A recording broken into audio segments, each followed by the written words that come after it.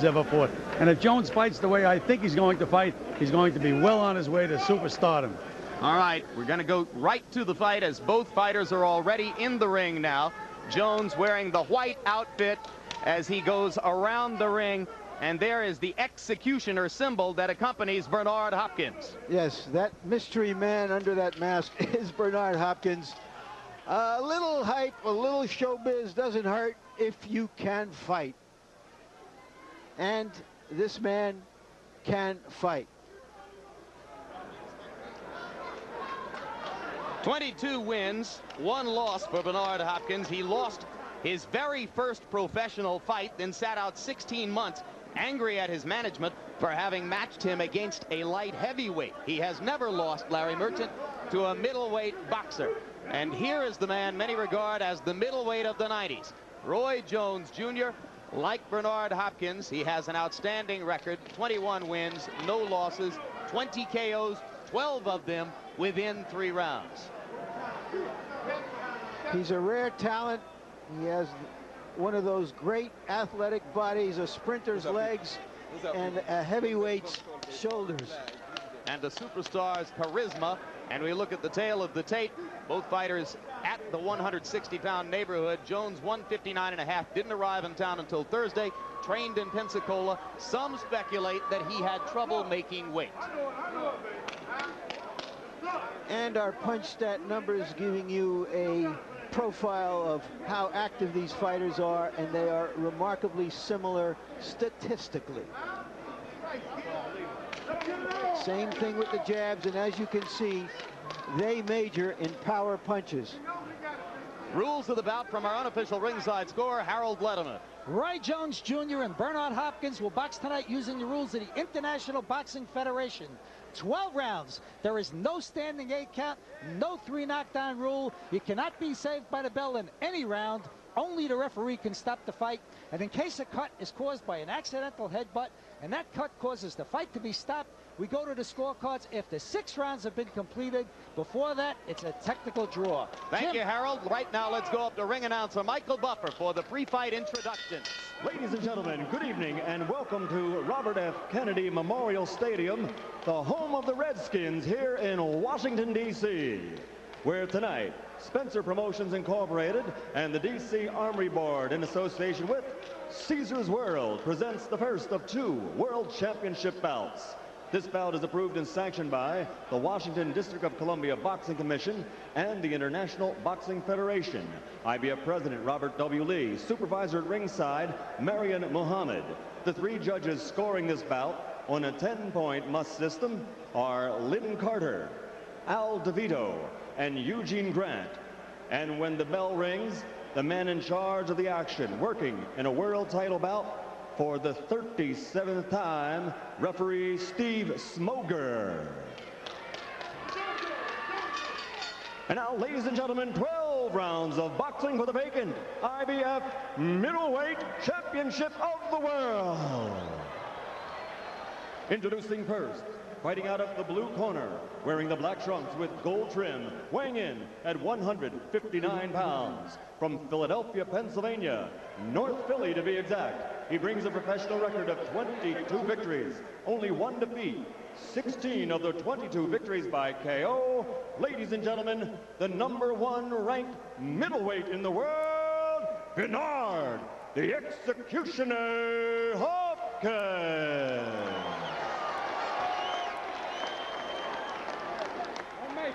And his opponent across the ring, fighting out of the red corner, wearing the white trunks with gold trim, weighing 159.5 pounds, from Pensacola, Florida. This 1988 Olympic silver medalist has turned pro with a record of 21-0, 20 by KO. Introducing the undefeated #2 ranked middleweight in the world, Roy Jones Jr.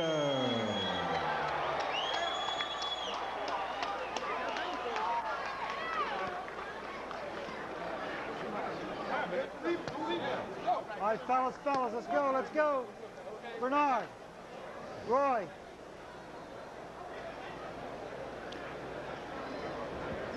All right, gentlemen, we're giving you instructions away. I expect you to obey my commands at all Respect the bell at all times and protect yourself at all times. Touch him up.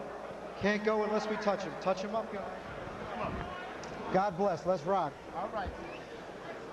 Roy Jones has shown respect for Hopkins, says he thinks he can win. I have to change his mind fast. You know, Larry, I think the first round of this fight's going to be the key round. One guy is going to really get more respect than he should from the other guy, and from then on I think it's going to be one guy really dominating the fight. Bernard Hopkins usually attempts to start very fast. He has attacked many of his opponents from the opening bell. He will probably have more respect for Jones. Jones says that Hopkins is the best man he's ever fought. Hopkins says the same about Jones. That's why it's such a great match.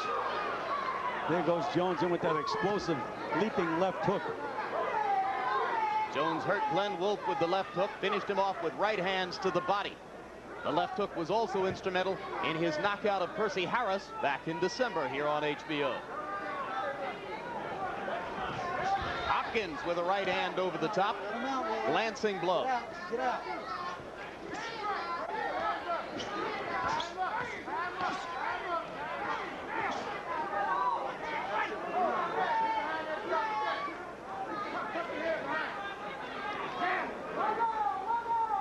Both men like to box and punch. Infighting like that will probably be rare, Gil. Yes, but and the thing that surprises me about Roy Jones is he very seldom uses a jab. There he threw a right-hand lead. He looks to bomb you with that first big punch right away. I think that's one of the errors he makes. He should set the guy up with a good stiff left jab. And Hopkins is not jabbing either. There's that big right hand to Jones again. Kind of wild over the top, but he caught a piece of Hopkins with it.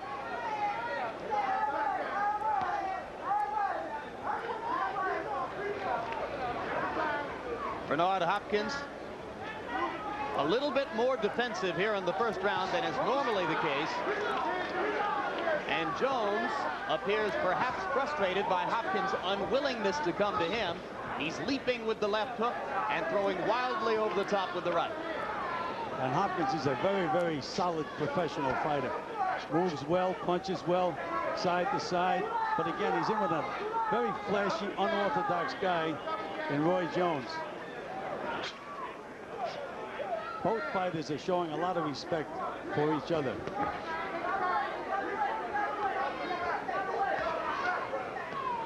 In his 21 fights, Roy Jones has not had to solve a lot of riddles. Most of his opponents have been sitting ducks. The only route-going performance was against Jorge Castro, who also went the route against the hard-punching Terry Norris. He's just a tough guy who's difficult to take out. But Hopkins, so far, presents a little bit more of a strategic challenge to Jones than Roy may be used to.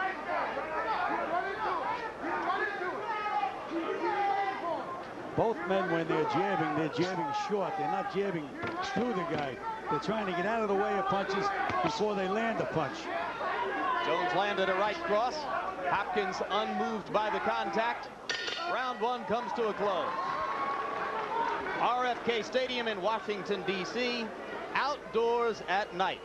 And Riddick Bowe awaits his appearance as he has his hands taped by the legendary trainer Eddie Futch in his dressing room. Bowe has been customarily calm and relaxed, both at training camp at the Homestead in Virginia, Hot Springs, Virginia, and since coming here to Washington, D.C. to prepare for the fight. All right. Get some defense. Get some defense. Get some defense. Be smart out there. Take your distance up. Take it up. Don't wait for him to give you nothing. Take it up. Keep the pressure on him. And punching twos and threes. Don't worry about one big shot. Don't worry about it. It's going to come. You're doing good. It's going to come. Okay. All right. Let's keep. Way to go, Chief. Keep up. Well, that first round was an anti-climax if I've ever seen one. Yes, it was. Both fighters really showed a lot of respect for each other. As I pointed out, they're not even trying to really land a good solid jab. You see them pulling the jab back before it lands. There's Roy Jones again, jabbing short, and Hopkins jabbing short. In fact, Gil, according to PunchStat numbers, they threw a combined 61 jabs in the first round, and 2 of them landed. Jones reaching over the top with the right hand.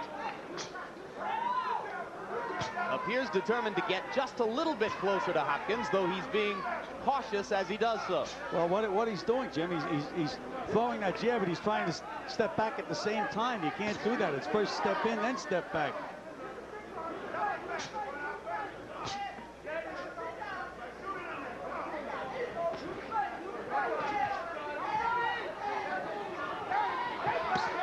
Left hook to the body by Hopkins. Good left hook. Good solid left hook.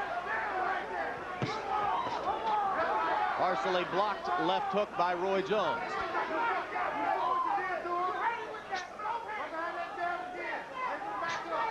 Jones still short with the jab, and so is Hopkins.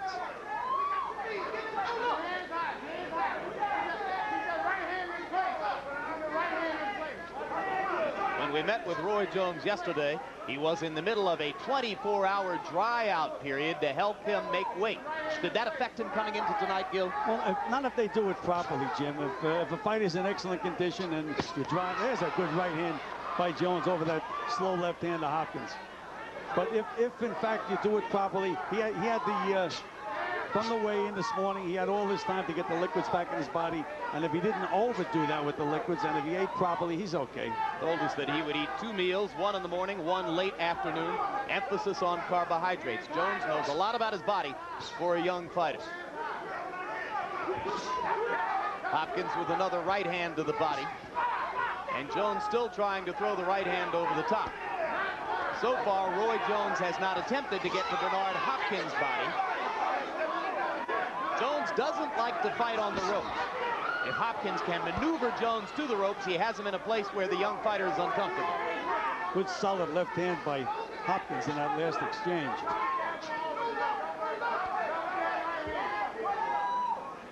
A little smile on Hopkins' face as they near the end of round 2. You get the sense that Bernard, the executioner Hopkins, trying to become Philadelphia's first middleweight champion ever, would you believe it, is gaining confidence, but maybe he loses some after that right hand by Jones. First Philadelphia-born middleweight champion, Jim. Joey Giardello, a Philadelphia fighter, was a middleweight champion.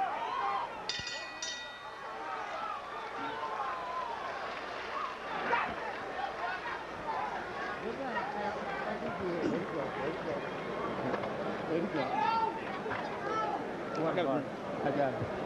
Take deep breath. Deep breath. Okay, you done start touching him now. You got your range. You start feeling. So going to the head all the time, try to hit his body, and then come back up. Offset your pattern, okay? Doing good. Don't let him lay back. Take it to him, boy. Take it to him now. You hear what I'm saying? Take it to him. Give me a spit bucket. Give me a spit bucket up there. Spit bucket. No, the spit bucket. Go lay on the outside, son. All right. Take the fight to him. Take it to him with a double jab. Take it to him. He'll come to you. All right. You heard in Jones' corner, they were advising him to throw some body punches. Jones seemed too eager to not get hit. Well, you got to be willing to take some kind of punch to land a good punch. Well, that's what I was trying to point out. Like I said, he's trying to jab and get out of the way at the same time. You can't do both at once. It's only split-second timing, but you have to step in with the jab, land the jab, then move out of the way. Neither fighter yet committed to aggression. It remains a cautious and tentative affair. The primary voice in Roy Jones's corner between rounds is that of trainer Alton Merkerson. And in the corner of Bernard Hopkins, you hear the voice of trainer Bowie Fisher. Interestingly, Fisher once trained Jesse Ferguson, who we'll see in the heavyweight championship bout later on. Yeah, Hopkins just came up and butted Jones right on the chin. And referee Steve Smoger tells Jones not to hold Hopkins. Let him out. That's it. Let him out. Hey, don't punch. Don't punch. Don't punch.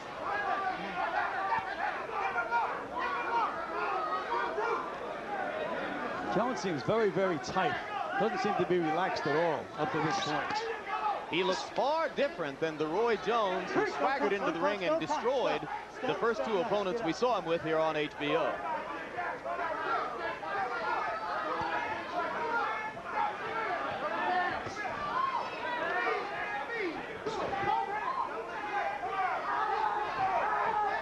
Hopkins still short with the jab.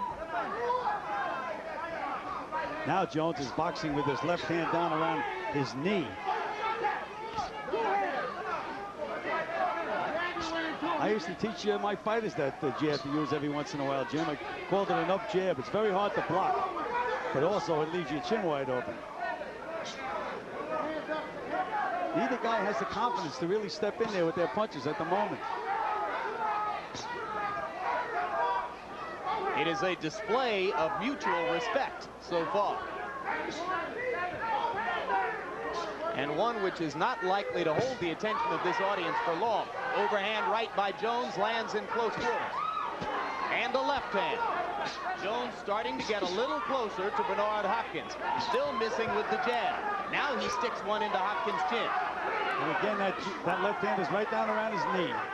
That's the position from which Muhammad Ali used to throw the jab. Right hand, left hook, left back, and Hopkins answers with a right hand. Roy landed the right hand over the top, but you're right, Bernard had an answer in reserve. Is he daring him to throw the right hand when he keeps it down there, Gil? No, I really think he's thinking offensively, Larry. I think it's just another way to throw the jab, another way to get at the guy. All right, let's go. Round 3 coming to a close. They have barely begun to move against each other.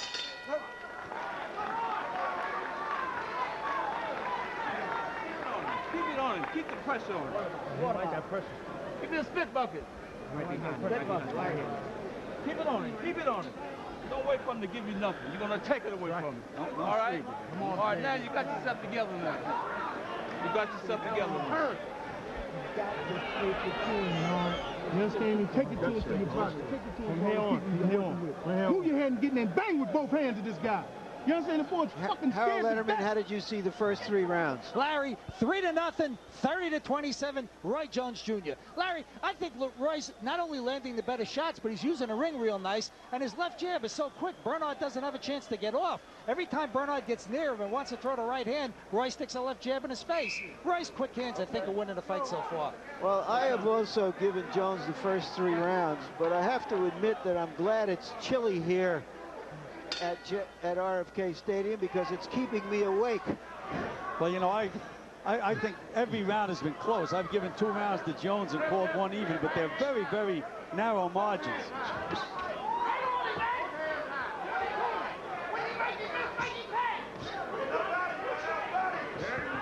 Hopkins drives Jones into the ropes to begin round 4. Little wrestling match here. And you know, as you had mentioned, Larry, after the second round, they advised Jones to go to the body. I'm still looking for him to throw a body punch. I don't think he's thrown a single attempted body punch. Hopkins with 2 left hooks again drives Jones into the ropes, and you can see how uncomfortable Roy Jones is with his back against the ropes.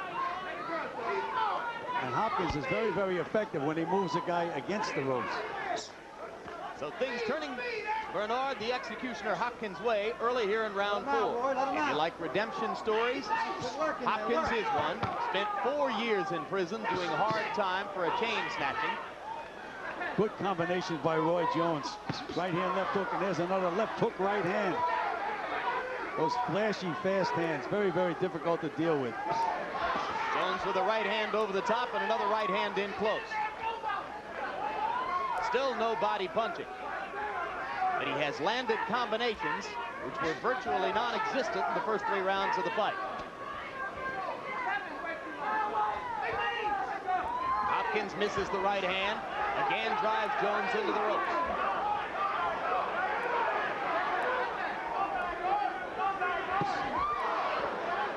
Left hook was partially blocked. Jones has these unorthodox moves, but he has so much talent, and his hands are so fast that he makes them work. Yeah, I'm not sure I would try to change too much about him. Sometimes those unorthodox foot movements in the ring lead to explosive punching power.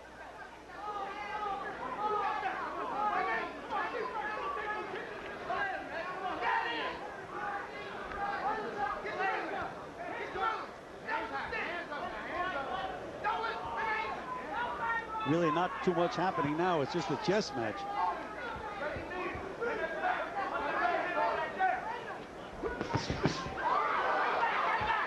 Right hand landed inside for Jones. Again, an unorthodox punch, Jim. I mean, these are combinations I've never seen before. Another straight right hand. Jones now dispensing with the jab and throwing more right hand leads. Hopkins again scores effectively as Jones leans against the ropes.